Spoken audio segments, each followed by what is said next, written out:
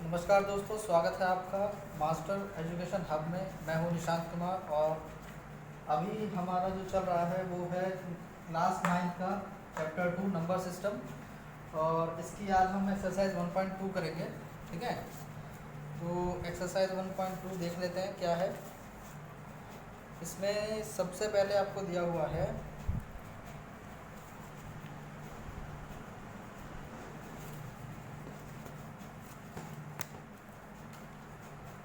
Question number 1 का ए part है। इन्होंने कुछ स्टेटमेंट दी हुई है और उसमें हमें बताना है कि क्या वो स्टेटमेंट सही है या नहीं, है ना। ये हमें इनको बताना है, सत्य है या असत्य है। तो देख लेते हैं पहले।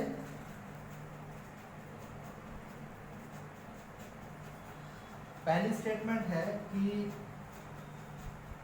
प्रत्येक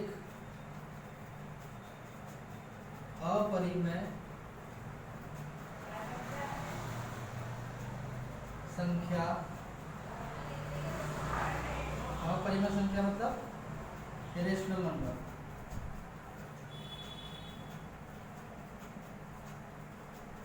इरेशनल नंबर, अपरिमेय संख्या मतलब इरेशनल नंबर, है ना। तो ये कह रहा है कि प्रत्येक अपरिमेय संख्या इरेशनल नंबर एक वास्तविक या रियल नंबर है।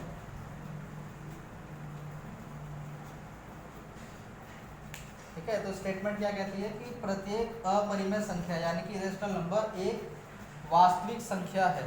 ठीक है, अगर आप लोगों ने मेरी पहली क्लास देखी है तो उसमें हमने नंबर सिस्टम में जितने भी नंबर्स आते हैं उनके बारे में हमने बातचीत की थी।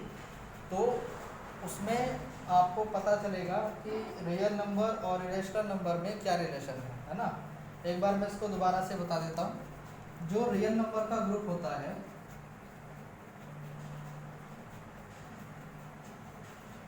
उसमें रैशनल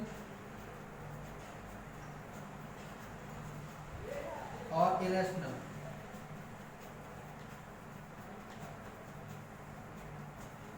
रैशनल और इरेशनल यानी कि परिमेय और अपरिमेय दोनों ही संख्याएं आती हैं। ऐसा कह सकते हैं कि रियल नंबर का जो ग्रुप है, वास्तविक संख्याओं का जो समूह है, वो परिमेय और अपरिमेय संख्याओं से मिलकर के बना होता है। ठीक है, अब देख लेते हैं एक बार स्टेटमेंट क्या कहती है। स्टेटमेंट क्या कह रही है? स्टेटमेंट कहती है कि प्रत्येक अपरिमेय संख्या इरेशनल नंबर एक वास्तविक संख्या है ना। तो ये बात बिल्कुल सही है। क्या है? बिल्कुल सही है। आंसर क्या होगा? सत्य। ठीक है, क्या होगा आंसर? सत्य। और लिखेंगे इसमें क्योंकि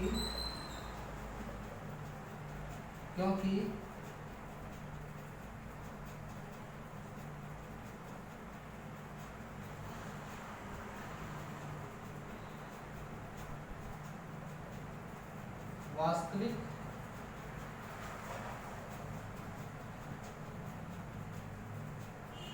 संख्याओं में परिमेय तथा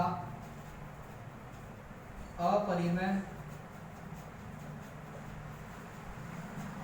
संख्याएं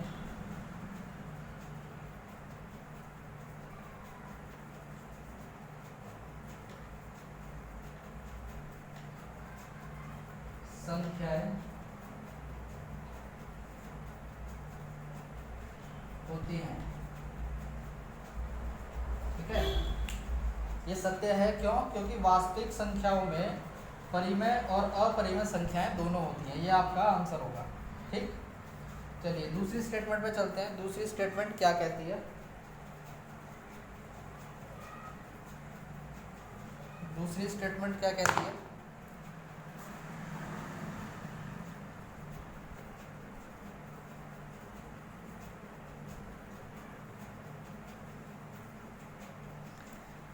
दूसरी स्टेटमेंट कहती है कि संख्या रेखा यानी कि नंबर लाइन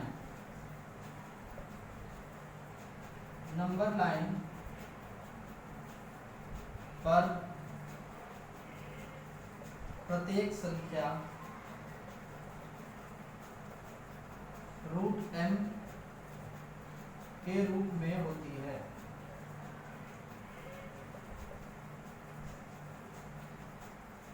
ठीक है, ये क्या कह रहा है कि संख्या रेखा यानी कि नंबर लाइन पर प्रत्येक संख्या रूट m के रूप में होती है। ठीक है, और जहां पर m जो है एक प्राकृतिक संख्या है, प्राकृतिक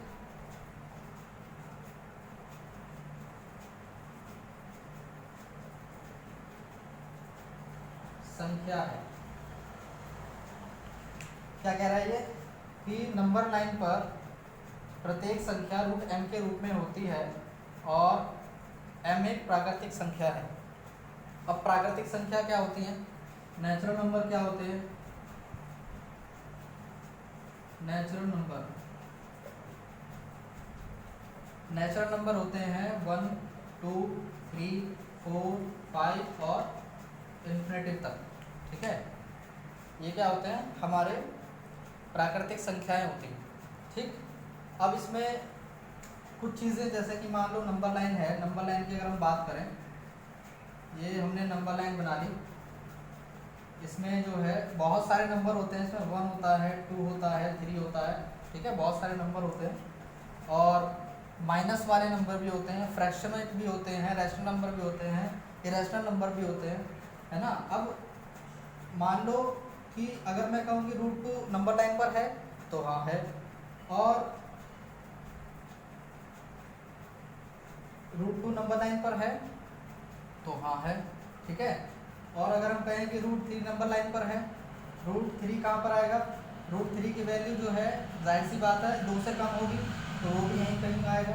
इस ऐसे लिख सकते हैं, मैं इसको मान लो अगर 2 मान लूँ तो इस नंबर लाइन को ऐसे लिख लूँ, इस नंबर लाइन पर यहाँ पर रूट 2 मान लो और यहाँ पर रूट 3 मान लो। ठीक है, अब ये तो दोनों नंबर जो है नंबर लाइन पर आ रहे हैं, लेकिन इनके बीच में बहुत सारे नंबर हैं, अनंत नंबर्स हैं, अनंत इन्फिनिटिव नंबर्स हैं, अनंत संख्याएं हैं। ठीक है, बहुत सारे नंबर हैं और उन सभी नंबर्स को, उन सभी संख्याओं को हम रूट m के रूप में नहीं लिख सकते, है ना, क्योंकि कुछ नंबर्स ऐसे होते हैं जिनका हम अंडर रूट के अंदर वैल्यू नहीं निकाल सकते। अब मान लो कोई ऐसा नंबर आ जाए, जैसे कि मान लो आ जाए 1.6342, इस तरह से कोई नंबर आ जाए तो निकालना मुश्किल हो जाएगा, है ना, या हो सकता है ना भी निकले। तो मतलब इस तरह के बहुत सारे नंबर हैं जिनका हम रूट के अंदर वैल्यू नहीं निकाल सकते। ठीक है, तो इसलिए ये स्टेटमेंट क्या हो जाएगी? ये स्टेटमेंट असत्य हो जाएगी। क्या हो जाएगी? असत्य हो जाएगी। कारण ये है कि संख्या रेखा पर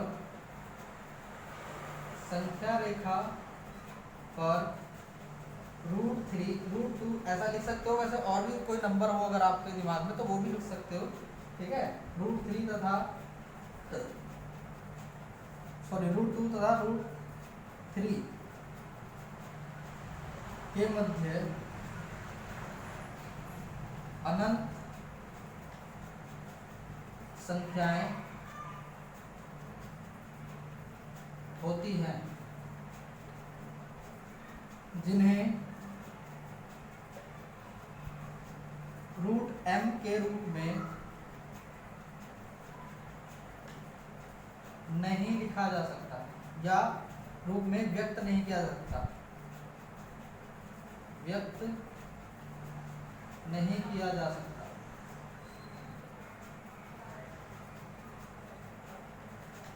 आई बात समझ में? एक बार और समझ लो इसको।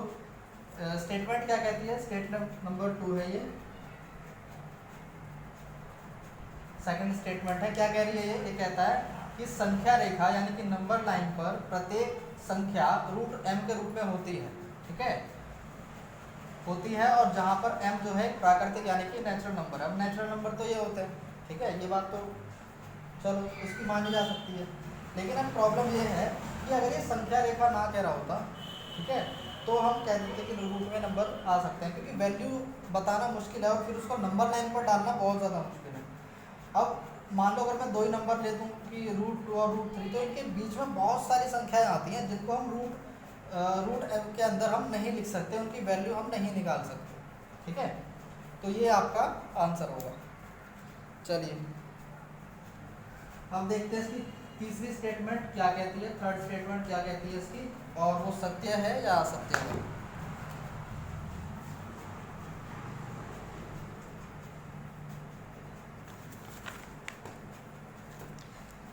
ये कह रहा है कि प्रत्येक वास्तविक संख्या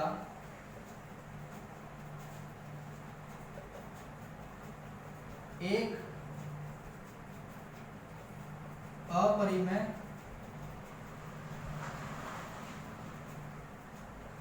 संख्या होती है,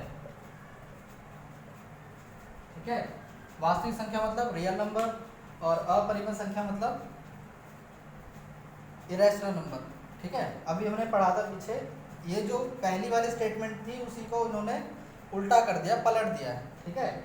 अब ये बात तो ठीक थी कि प्रत्येक अपरिमेय संख्या वास्तविक संख्या होती है, ये बात तो ठीक थी, लेकिन ये बात ठीक नहीं है कि प्रत्येक वास्तविक संख्या एक अपरिमेय संख्या है, ये बात ठीक नहीं है। कारण भाई मान लो ये रियल नंबर का ग्रुप है और इसमें जो है आपका रैशनल को क्यों से रिप्रेजेंट करते हैं, ठीक है, और इरेशनल, भाई इसमें तो दोनों ही नंबर आ रहे हैं ना।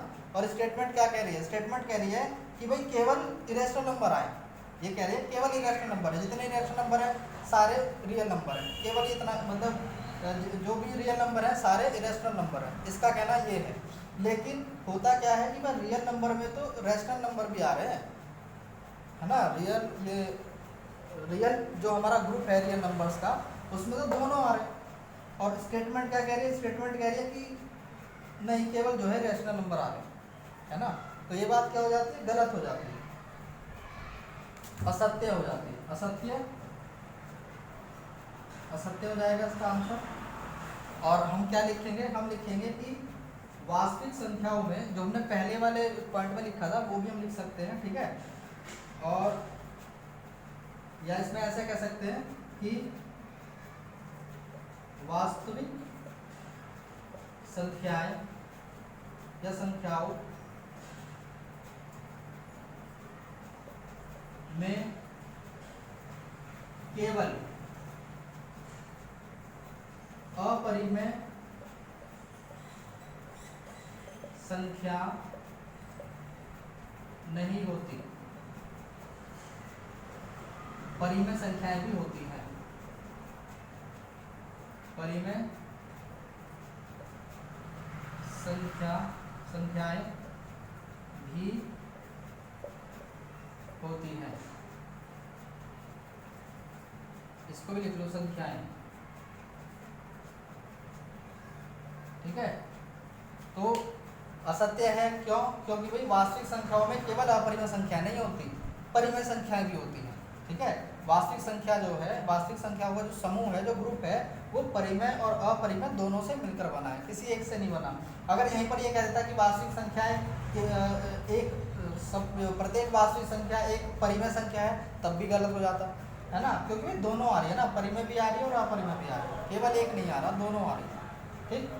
तो ये आपकी जो थी फर्स्ट क्वेश्चन की थर्ड स्टेटमेंट थी।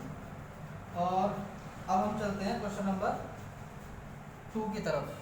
क्वेश्चन नंबर 2 देखते हैं क्या कह रहा है। अपने साथ अपनी जो बुक है आपकी एनसीईआरटी की, वो आप साथ रखेंगे, ठीक है। उससे क्या होगा कि जो क्वेश्चन हम कर रहे हैं वो आप देख सकते हैं कि भाई हाँ यहाँ पर काम सही चल रहा है या नहीं, ठीक है। तो वो बुक जो है आप अपने साथ में रखेंगे और देखते चलेंगे।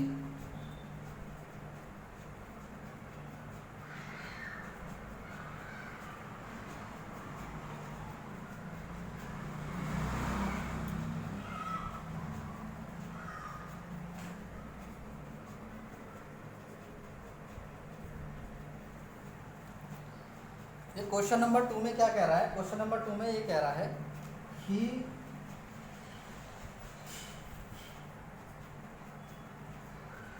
प्रत्येक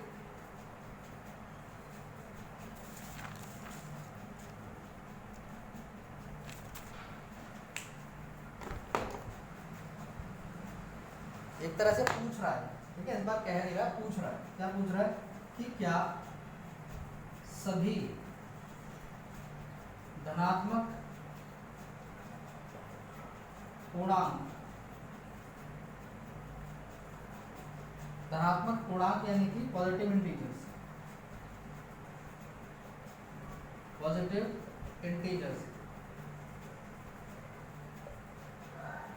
क्या सभी धनात्मक पूर्णांकों का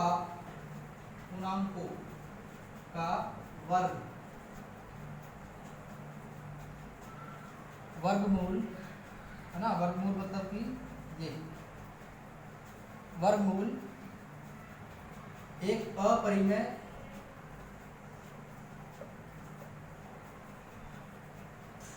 संख्या होगी।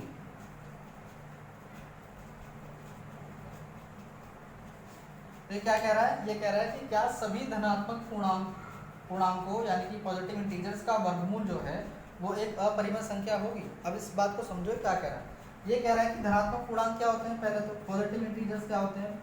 पॉजिटिव इंटीजर्स क्या होते हैं कि जो प्लस वाले नंबर्स होते हैं, है ना, 1 2 3 4 5 6, ये सब क्या है, पॉजिटिव इंटीजर्स है, ठीक है, इन्फिनिटी तक जा रहे हैं, पॉजिटिव इंटीजर्स हो गए। अब ये कह रहा है कि इनका वर्गमूल, अब मान लो 1 का वर्गमूल निकालो, 1 का निकालेंगे तो 1 आएगा, 2 का निकालो तो 1.414 समथिंग करके कुछ आता है। अब √3 का निकालो, √3 का भी कुछ इस तरह से आता है। √4 का निकालो, √3 का, √4 का आता है 2, फिर √5 का आता है, √6 का आता है, √7 का आता है। अब मान लो इस तरह से दे रहा है, फिर √8 होगा, √9 होगा, है ना, √9 का क्या होता है, 3 होता है। अब प्रॉब्लम क्या है कि हम ये कह सकते हैं कि √2 एक अपरिमेय संख्या है, √3 भी एक अपरिमेय संख्या है, 5 भी है, ठीक है। लेकिन जैसे ये है √9, √4, √1, ये अपरिमेय थोड़ी है, ये संख्याएं अपरिमेय नहीं है। लेकिन इसका क्या कहना है कि जितने भी पॉजिटिव इंटीजर्स का वर्गमूल निकालेंगे वो सब क्या आएगा, अपरिमेय आएगा। लेकिन ऐसा नहीं है, क्यों नहीं है, क्योंकि 1 तो पॉजिटिव इंटीजर है, लेकिन इसका जो वर्गमूल हम निकाल रहे हैं वो अपरिमेय थोड़ा ही है ना। या फिर हम 4 का निकाल रहे हैं, पॉजिटिव इंटीजर है, लेकिन इसका जो वर्गमूल है वो क्या है, सिंपल है, 2 आ रहा है, अपरिमेय थोड़ा ही है। इसी तरह से 9 है, उसका भी क्या है, परिमेय आ रहा है, अपरिमेय नहीं है ना, रैशनल है, इरेशनल नहीं है। तो ये जो कथन है वो क्या हो जाता है, नहीं हो जाता, यानी कि इसका हम आंसर देंगे नहीं, ठीक है, नहीं देंगे। और कारण क्या बताएंगे, कारण ये बता सकते हैं कि √2 जिसमें 2 जो है, 2 एक धनात्मक पूर्णांक है, या सिंपली इसको एक लाइन का कर लो, सिंपली इसको एक लाइन का कर लो, ये थोड़ा ज़्यादा बड़ा हो जाएगा कि √4 इज इक्वल टू, √4 का आंसर क्या आता है, 2 आता है, जहाँ 4 एक धनात्मक पूर्णांक है,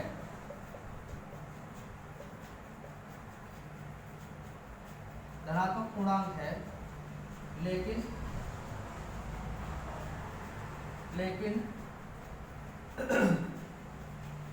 इसका वर्गमूल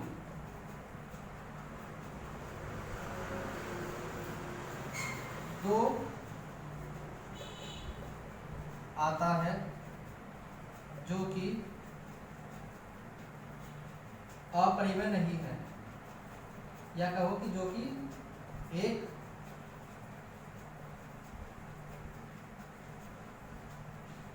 परिमेय, या इसको थोड़ा आंसर से रिलेट करके चलते हैं, एक अपरिमेय नहीं है। मैंने परिमेय से हटा दिया क्योंकि वो आंसर से रिलेट करेगा ना, हम यहाँ पे जो है आंसर से रिलेट करके चल रहे हैं। अपरिमेय संख्याओं के बारे में पूछा तो मैं अपरिमेय के बारे में बता रहा हूँ। वैसे हम परिमेय नहीं, परिमेय है ये लिख देंगे तब भी कोई दिक्कत नहीं है।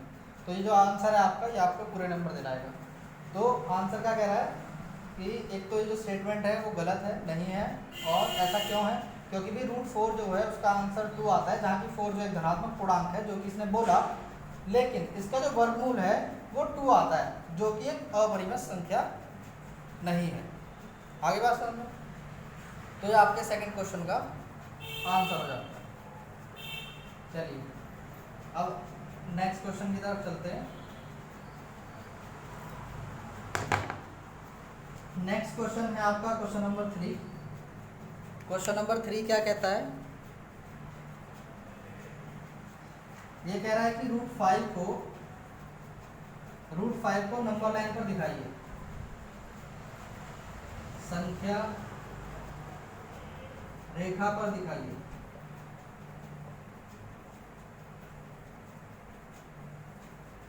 ऐसा कह रहा है, ठीक है।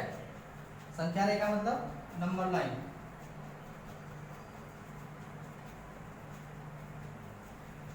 ये इंग्लिश और हिंदी में मैं इसलिए बता के चलता हूँ ताकि दोनों जो है, जैसे कि CBSE बोर्ड के बच्चे हैं या यूपी बोर्ड के बच्चे हैं, उन दोनों को समझ में आ जाए। ये जो क्लासेस बन रही हैं वो दोनों के लिए बन रही हैं, ठीक है। इसमें अब मैं वर्ड टू वर्ड इंग्लिश तो नहीं लिख सकता, लेकिन हाँ जहाँ ज़रूरत है वहाँ ज़रूर बताऊँगा। अब दोनों के लिए समझना आसान हो जाएगा, जो यूपी बोर्ड का बच्चा है वो भी और जो CBSE बोर्ड का बच्चा है वो भी, दोनों को बहुत आसानी से समझ में आ जाएगा। अब इसमें क्या है, यूपी बोर्ड के बच्चों को तो छूट है कि वो हिंदी और इंग्लिश दोनों में लिख सकते हैं पेपर में, उनको नंबर मिल जाएंगे, कोई दिक्कत नहीं। लेकिन CBSE बोर्ड का बच्चा जो है हिंदी में ना लिख दे, है ना भाई, उसको जो है इंग्लिश में लिखना है सब कुछ, तो वो इंग्लिश में ही लिखे। अब ये क्या कह रहा है कि भाई √5 को नंबर लाइन पर शो कर दो। एक फॉर्मूला होता है, जैसे अगर हमारे पास एक राइट एंगल ट्राइंगल है जिसमें एक एंगल 90 डिग्री का है, इसको हमने ABC मान लिया, ठीक है। इसमें इसकी जो ये डायगोनल साइड होती है इसको बोला जाता है कर्ण हिंदी में, और इंग्लिश में बोला जाता है इसको हाइपोटेनस।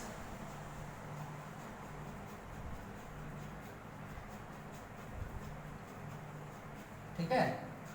ये जो नीचे है इसको बोला जाता है आधार, और ये होता है बेस, ठीक। और ये होता है आपका परपेंडिकुलर, लंब, इसको यहाँ लिख रहा हूँ मैं परपेंडिकुलर,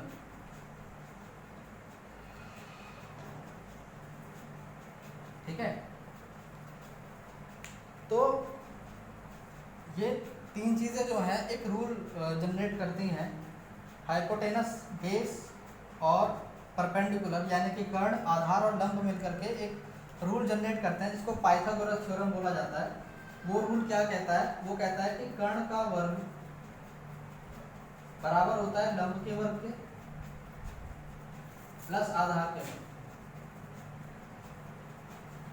ये रूल जनरेट होता है इस राइट एंगल ट्रायंगल से, ट्रिग्नोमेट्री में पढ़ते हैं। इसको डिटेल में पढ़ाऊंगा मैं तब जब हम ट्रिग्नोमेट्री कर रहे होंगे, ठीक है। बहुत इसको बेस में लेकर के चलेंगे, फिलहाल आपका केवल ये रूल को लेकर के चलना ज़रूरी है। तो हाइपोटेनस, ये इसका ले लेते हैं स्क्वायर बराबर p² प्लस b², ठीक है।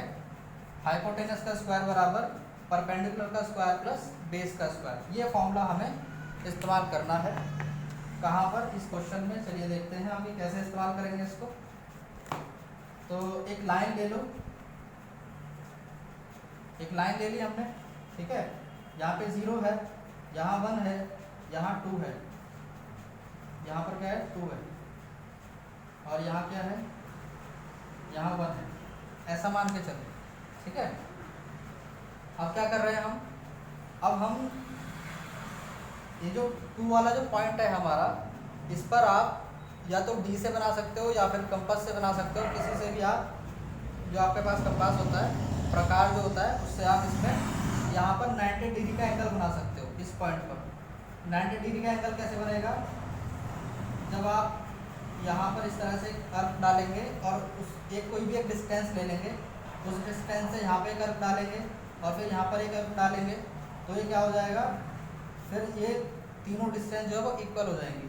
अब इसी डिस्टेंस से इसको ना छेड़े हुए एक कर्व यहाँ पे लगाएंगे इस तरह से, फिर एक प्रकार यहाँ पे रख करके इस तरह से यहाँ पे लगाएंगे। ठीक है, तो आपको ये कट जो मिलेगा, ये वाला कट और इस वाले पॉइंट को जब आप मिलाओगे तो क्या होगा, ये एक सीधी रेखा देगा और ये जो एंगल होगा वो 90 डिग्री का होगा। कितना होगा, 90 डिग्री का। ठीक है, अच्छा हमें ये जो लाइन लेनी है ये वाली, ये केवल अगर मैं इसको सेंटीमीटर में लेके चल रहा हूँ, सेंटीमीटर में लेके चल रहा हूँ, तो इसको भी आप क्या लोगे, 1 सेंटीमीटर लोगे। क्या लोगे इसको, 1 सेंटीमीटर। 1 सेंटीमीटर लाइन ले ली हमने। अब ये जो 0 वाला पॉइंट है इसको यहाँ से मिला दो, ये हमने मिला दिया। अब हमारे पास अगेन क्या हो गया, ABC। ABC क्या हो गया, इसको ऐसे लिख लो, B इधर बना लेते हैं, A, B और C, 3 पॉइंट हो गए हमारे पास। और ये जो ट्रायंगल बन करके आया हमारे सामने, ये है राइट एंगल ट्रायंगल। ठीक है, अभी हमने एक फॉर्मूला पढ़ा था, ठीक, उससे ये जो हमारा फॉर्मूला है इसका हम इसमें इस्तेमाल करेंगे। कैसे करेंगे भाई, पहले ये वाली जो पूरी लाइन है कितनी हो गई, 2 हो गई, ये कितनी है, 1 है। ठीक है, यानी कि ये क्या हो गया, बेस हो गया इसका। ये क्या हो गया इसका, ये इसका लंब हो गया, यानी कि परपेंडिकुलर हो गया। अब हमें क्या निकालना है, इसका हाइपोटेनस निकालना है। रख दो फॉर्मूले में, हाइपोटेनस का स्क्वायर बराबर P क्या हो गया, 1 का स्क्वायर प्लस बेस क्या हो गया, 2 का स्क्वायर। अब ये हाइपोटेनस का स्क्वायर बराबर क्या हो जाएगा, 1 और ये 2 का स्क्वायर हो जाएगा 4। अब ये हाइपोटेनस का स्क्वायर बराबर हो जाएगा 5 और हाइपोटेनस यहाँ से आ जाएगा √5। तो जो हाइपोटेनस है क्या आ गया, √5 आ गया। आई बात समझ में। कैसे भाई, हमने एक लाइन ली सीधी, ये सीधी लाइन में 0 पॉइंट बनाया, 1 बनाया, 2 बनाया। अब ये 2 वाला पॉइंट था, इस पर हमने बिल्कुल परपेंडिकुलर लाइन खींच ली। इससे कंपास से खींच सकते हो या फिर डी से इस पर 90 डिग्री का एंगल बना सकते हो। जब आप बना लोगे तो उसमें क्या होगा, ये लाइन सीधी जाएगी, उसको हमें केवल 1 सेंटीमीटर का लेना है, जितना हमने ये लिया हुआ है, और फिर इस लाइन को हम सीधा यहाँ से मिला देंगे। जब मिलाएंगे तो हमें इसका क्या मिल जाएगा, हाइपोटेनस मिल जाएगा और ये पूरा ट्रायंगल बन जाएगा राइट एंगल ट्रायंगल। क्यों, क्योंकि इसमें एक एंगल 90 डिग्री का है। अब यहाँ पर हो गया, नीचे वाली जो लाइन है ये 0 से 1, 1 से 2, पूरी लाइन कितनी हो गई, 2 सेंटीमीटर। ये वाली कितनी है, 1 सेंटीमीटर। अभी हमने रूल पढ़ा था हाइपोटेनस बराबर परपेंडिकुलर प्लस बेस स्क्वायर। ठीक है, तो उस फॉर्मूले में हमने वैल्यू रख दी। अब हाइपोटेनस का वैल्यू क्या आ गई, √5। ये √5 हमारे पास यहाँ आ गया। ठीक है, अब अगर मैं इसको मिटा दूँ यहाँ से थोड़ा सा समझाने के लिए, इस लाइन को आगे बढ़ा के रखो ऐसे।